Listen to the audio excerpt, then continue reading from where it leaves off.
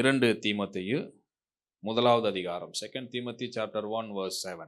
தேவன் நமக்கு பயமுள்ள ஆவியை கொடாமல் பலமும் அன்பும் தெளிந்த புத்தியுள்ள ஆவியையே கொடுத்திருக்கிறார். இன்னைக்கு இருக்கிறதான கால சூழல், நம்ம வாழ்ந்து கொண்டு இருக்கிறதான இந்த வாழ்க்கையில காணப்படுகிறதான சூழல் எல்லாம் எப்படிப்பட்டதாய் காணப்படுகிறது அப்படின்னா, பயம் கலந்ததாகவே காணப்படுகிறது. ஏதாவது ஒரு விதத்துல மனுஷனை பயம் பிடித்து கொண்டே இருக்கிறது. பயந்தே மனிதன் தன்னுடைய வாழ்க்கையை கடத்தி கொண்டிருக்கிறான். சிலர் பயத்திலிருந்து வெளியே வர முயற்சிக்கிறார்கள். சிலர் பயத்தை உள்ள வச்சுக்கிட்டே தைரியசாலி போல ஒரு டிராமட்டிக் பிளே பண்ணிக்கிட்டு இருக்கிறாங்க. இதுதான் உண்மை. ஆனா வேதம் என்ன சொல்லுதுன்னா, தேவன் நமக்கு பயமுள்ள ஆவியை கொடாமல். இப்போ ஒரு கேள்வி, வேதம் பொய் சொல்லுமா? கர்த்தருடைய வார்த்தை பொய்யா? மனிதனுக்கு பயங்கலந்த சூழல் தானே இருக்கு, பயத்துல தானே வாழ்ந்துகிட்டு இருக்கிறான். ஆனா வேதம் சொல்லுது, தேவன் என்ன ஆவியை கொடுக்கலையா? பயமுள்ள ஆவிய கொடுக்கல. பலமுள்ள அன்பு நிறைந்த தெளிந்த புத்தியுள்ள ஆவியைத்தான் மனுஷன் கர்த்தருடைய பிள்ளைகளுக்கு அவர் என்ன செஞ்சிருக்கிறாரு? கொடுத்திருக்கிறார் என்று வேதம் சொல்லுது. அப்போ ஒன்று உண்மை, எப்போதும் வேதத்தின் வார்த்தைகள் பொய்யாகாது. கர்த்தர் நமக்கு பயமுள்ள ஆவியை நீக்கி பலமுள்ள ஆவியும் அன்புள்ள ஆவியும் தெளிந்த புத்தியுள்ள ஆவியும் கொடுத்துதான் நம்மளை அழகு பார்க்க ஆசீர்வதிக்க விரும்புகிறார். அப்ப பயமுள்ள ஆவியில இருந்தா கூட, பயங்கலந்த சூழல்ல இருந்தா கூட, பயத்தினால் பிடிக்கப்பட்டிருந்தா கூட, தேவ பிள்ளைகளுக்கு, தேவ சமூகத்துல வந்த பிள்ளைகளுக்கு அந்த பயத்தின் ஆவியை தேவன் நீக்கி பலமுள்ள ஆவியை கொடுத்தவர்களை ஆசீர்வதிக்கிறார். அல்லேலூயா. இன்னைக்கு இந்த ஆராதனையில இந்த இடத்துல நீங்க எப்படிப்பட்ட பயத்தினால பிடிக்கப்பட்டவர்களாய் வந்திருந்தாலும், இன்னைக்கு அந்த பயத்திலிருந்து கர்த்தர் உங்களுக்கு விடுதலையை கொடுத்து ஒரு பலத்தின் ஆவியினால் நிறைத்து உங்களை அனுப்ப போகிறார். அல்லேலூயா. ஒருவேளை நீங்க எதிர்காலத்தை குறித்து பயந்துகிட்டு இருக்கலாம். ஒருவேளை சரீரத்தில் இருக்கிறதான பலவீனங்களை குறித்து பயந்துகிட்டு இருக்கலாம். ஒருவேளை உங்களுடைய கல்வி, உங்களுடைய பொருளாதாரம், உங்களுடைய கடன் பிரச்சனைகளை குறித்து நீங்க பயந்துகிட்டு இருக்கலாம். என்ன பயமா இருந்தாலும் அந்த பயத்தை தேவன் இன்னைக்கு எடுத்து போட்டு உங்களை பலத்தின் ஆவியினால் தேவன் நிரப்ப போகிறார். அல்லேலூயா. அதற்காகத்தான் தேவன் இந்த வார்த்தையை வாக்குத்தத்தமா இன்னைக்கு நமக்கு கொடுத்திருக்கிறார். தேவன் உங்களுக்கு பயமுள்ள ஆவியை கொடுப்பது இல்லை. தேவன் உங்களுக்கு பலத்தின் ஆவியையும், உங்களுக்கு அன்பு நிறைந்த ஆவியையும், தெளிந்த புத்தி உள்ள ஆவியும் கொடுத்து உங்களை நிறைத்து ஆசீர்வதிக்க விரும்புகிறார். எத்தனை பேர் ஆமென் சொல்றீங்க? அல்லேலூயா, அல்லேலூயா. வேதத்துல கூட அநேக மனிதர்கள் வாழ்ந்தவர்களுக்கு பயம் இருந்தது. நல்ல பரிசுத்தவான்கள் தான், நல்ல கர்த்தருக்கு பிரியமுள்ள பக்திமான்கள் தான். ஆனா அவங்களுக்கு கூட பயம் இருந்துச்சு. ஆனா அந்த பயத்தை எல்லாம் கர்த்தர் நீக்கி போட்டு, அந்த பயத்தை எல்லாம் எடுத்து போட்டு அவங்கள ஜெயமுள்ள வாழ்க்கை வாழும்படி கர்த்தர் அவங்களுக்கு உதவி செய்தார். அல்லேலூயா. அப்ப நான் ரட்சிக்கப்பட்டுட்டேன், ஆண்டவருடைய பிள்ளையா இருக்கிறேன், எனக்கு பயம் இல்லையான்னு கேட்காதீங்க. பயத்துல இருந்தாலும் பரவாயில்லை, அந்த ஆவியை தேவன் தூக்கி போட்டு உங்களுக்கு நல்ல பயம் இல்லாத ஆவியை கொடுத்து உங்களை ஆசீர்வதிக்க அவர் வல்லமையுள்ளவராய் இருக்கிறார். அல்லேலூயா. நம்ம வாழ்கிறதான சூழல், நம்முடைய பிரச்சனைகள், நம்முடைய போராட்டங்கள், நம்ம சந்திக்கிறதான காரியங்கள் நமக்கு பயத்தை கொண்டு வரலாம். ஆனா நம்ம கூட கர்த்தர் இருக்கார், பயத்தை நீக்குவாரு. நமக்காக தேவன் கிரியை செய்து அற்புதங்களை செய்து ஆசீர்வதிப்பார். அல்லேலூயா, அல்லேலூயா. நான் சில காரியங்களை உங்களுக்கு வேதத்திலிருந்து காண்பித்து கொடுக்கிறேன். சில மனிதர்களை உதாரணமா காண்பித்து கொடுக்கிறேன்.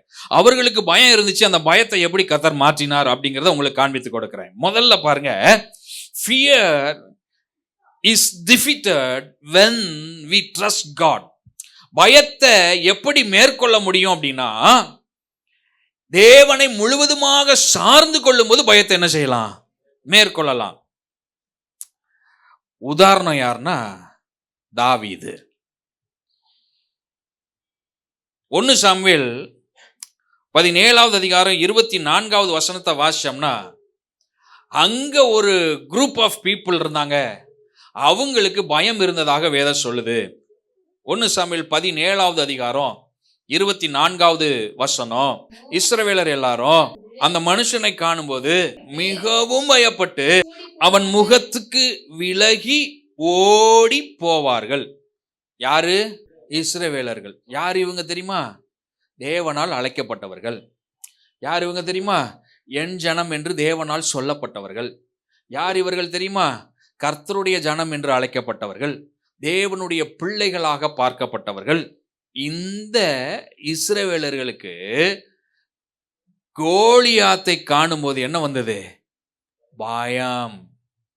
இந்த இஸ்ரவேலருக்கு கோலியாத்தை சந்தித்த போது, கோலியாத்தை முன்னாடி போய் நிற்கும் போது இவர்களுக்கு என்ன பிடித்து கொண்டது? பயம். வசனம் சொல்லுது, இவர்கள் கோலியாத்தை பார்த்து எப்படி பயந்தாங்களாம்? மிகவும் பயப்பட்டு. அப்படின்னா சாதாரண பயம் இல்லை, அந்த பயம் கொடுமையான பயம். அடுத்ததா சொல்லியிருக்கு, அவன் முகத்துக்கு விலகி ஓடி போவார். அப்படி ஒரு பயம், முகத்திலேயே முழிச்சிடக்கூடாதுங்கிற அளவுக்கு பயம்.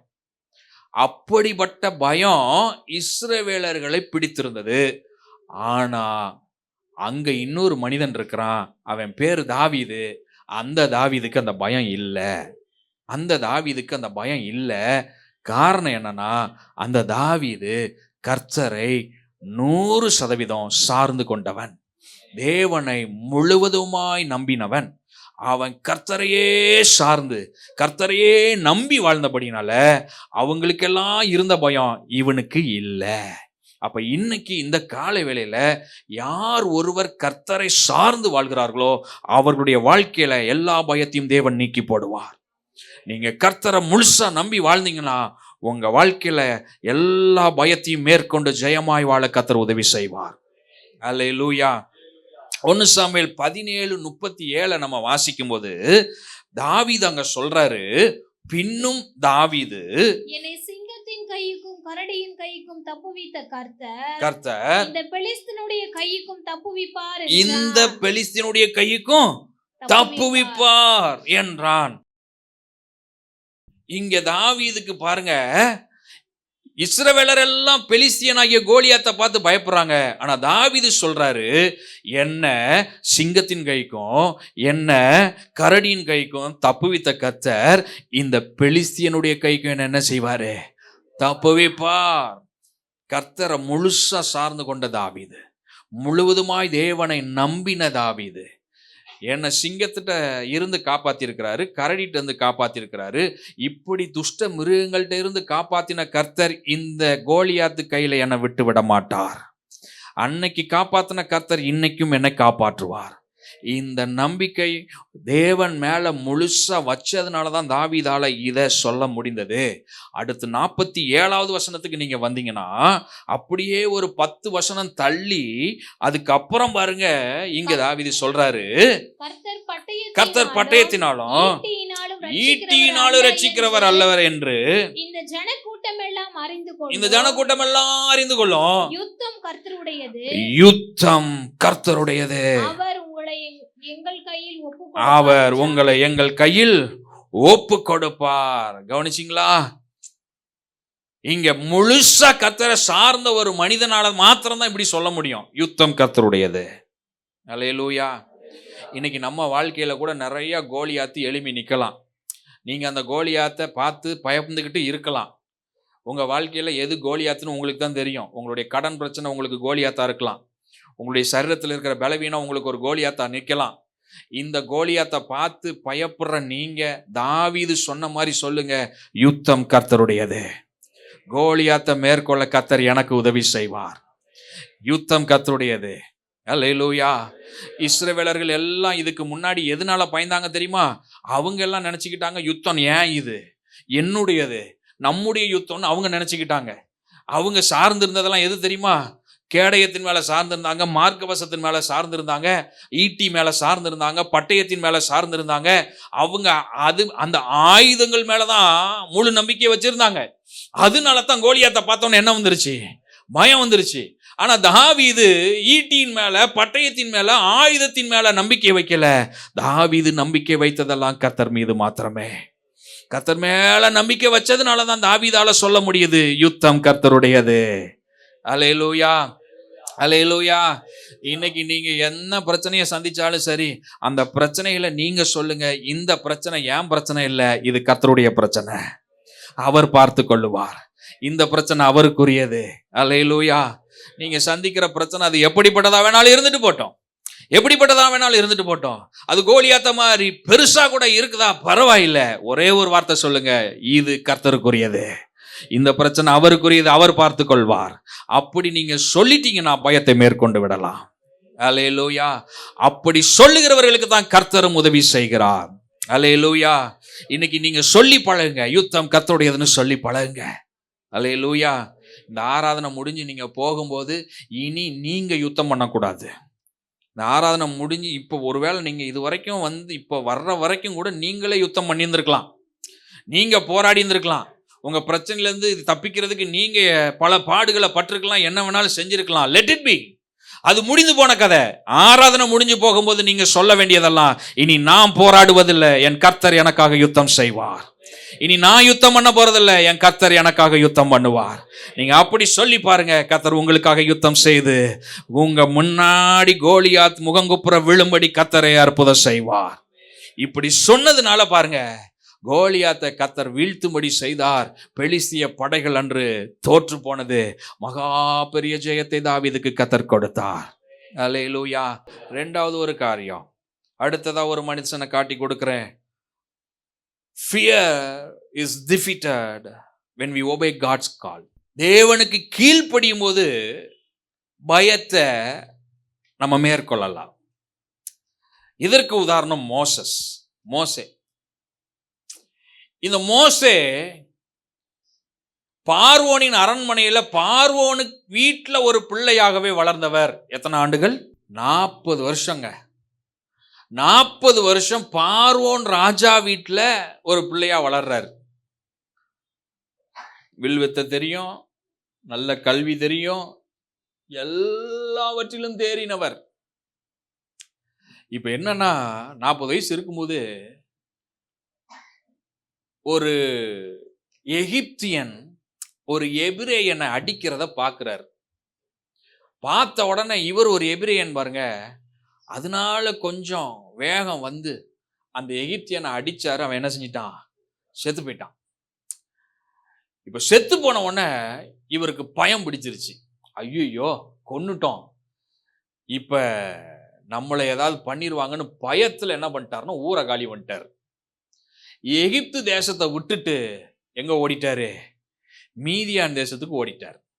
அங்க போறாரு, அங்க ஒரு பொண்ணை பார்க்கிறாரு, கல்யாணம் பண்றாரு. மாமா வீட்டோட மாப்பிள்ளையா செட்டில் ஆயிட்டார். 40 வருஷம் மாமா வீட்டோட மாப்பிள்ளையா இருக்கிறார். மாமாவனுடைய ஆடுகள் எல்லாம் மேய்ச்சிக்கிட்டு இருக்கிறார்.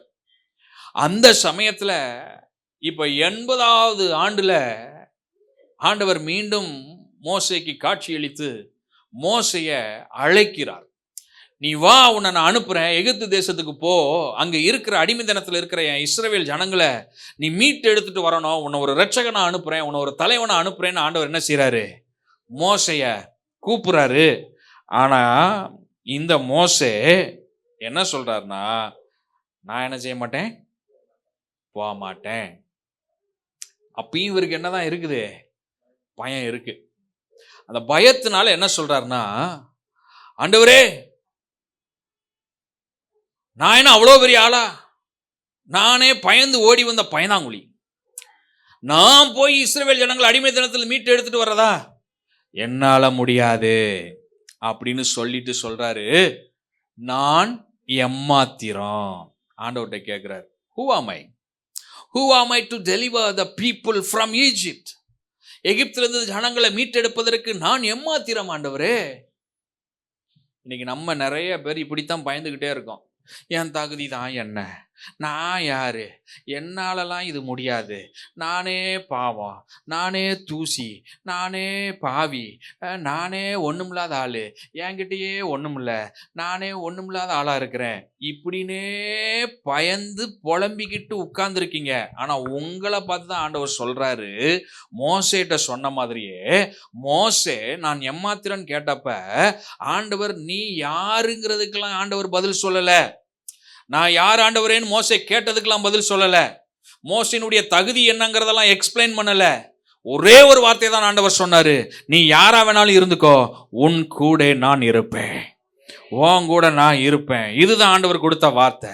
இன்னைக்கு அதே வார்த்தையை தான் கர்த்தர் உங்க கூட என் கூடயும் சொல்றாரு, நம்ம கிட்ட பேசுறாரு. நீங்க யாரா வேணாலும் இருந்துக்கோங்க, கர்த்தர் நம்ம கூட இருந்து நம்மளை உயர்த்துவார்.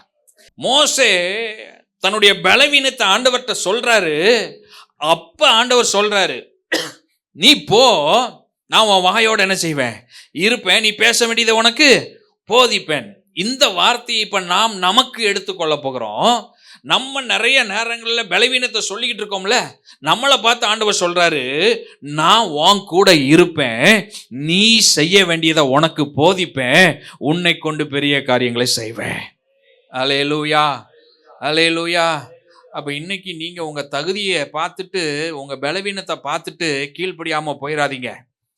ஆண்டவர் சொல்லும்போது அந்த வார்த்தைக்கு கீழ்ப்படியாம போயிடாதீங்க. நான் இப்படிப்பட்ட ஆளுன்னு உங்களை நீங்களே நீங்க நொந்து கொள்ளாதீங்க. கர்த்தர் உங்க கூட இருந்தா நீங்க பெரிய ஆளு. அல்லேலூயா. தேவனே மோசேயை குறித்து சாட்சி சொல்றாரு, என் வீட்டுல எங்கும் உண்மையுள்ளவன் மோசே அப்படின்னு ஆண்டவரே சாட்சி சொல்றாரு. அல்லேலூயா. வேதத்துல யாருமே பெற்றுக்கொள்ளாத நன்மையாகிய தேவ சமூகத்துல போய் நின்று கண்மலையின் வெடிப்பிலை கரத்தால் மூடப்பட்டு தேவனுடைய பிரசன்னத்தை பார்த்த ஒரு மனிதன் தான் மோசே. அல்லேலூயா. யாருக்கும் கிடைக்காத ஸ்லாக்கியம் மோசேக்கு கிடைச்சது.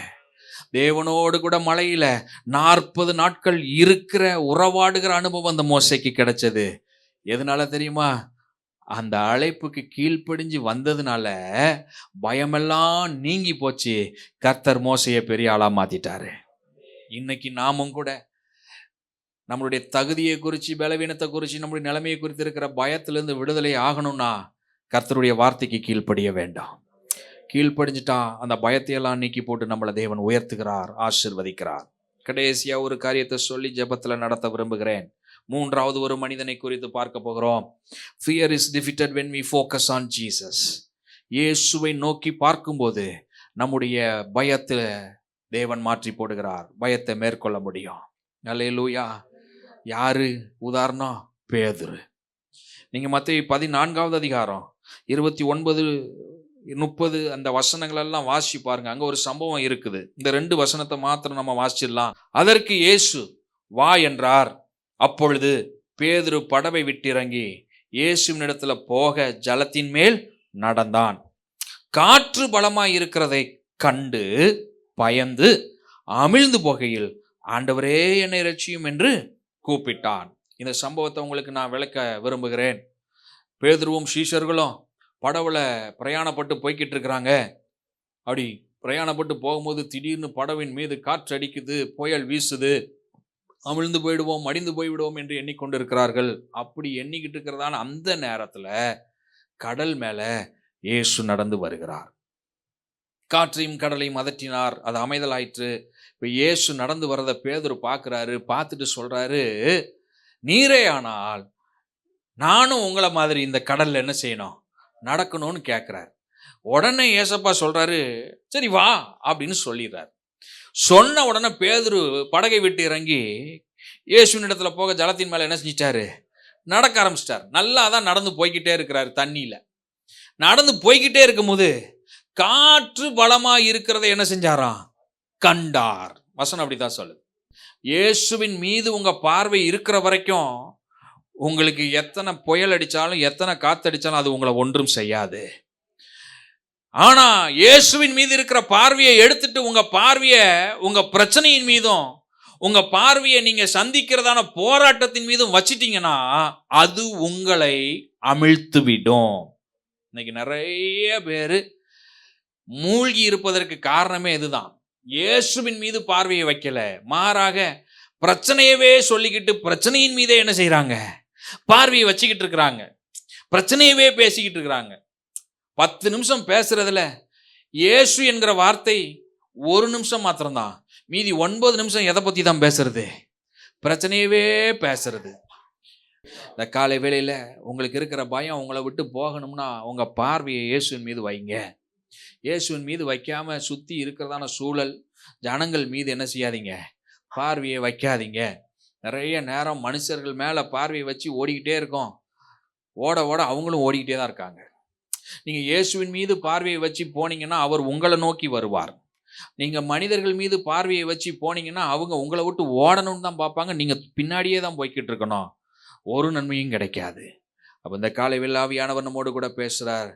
பயத்தை மேற்கொண்டு ஜெயமுள்ள வாழ்க்கை வாழ வேண்டும் என்றால் நம் பார்வை இயேசுவின் மீது இருக்க வேண்டும். அல்லேலூயா. பேதுரு இயேசுவின் மீது பார்வை வைத்த போது காற்று அடிச்சது, புயல் அடிச்சது, அதான் ஒண்ணுமே செய்ய முடியல. ஆனா அந்த பார்வை மாறின போது அவர் அமிழ்ந்தார்.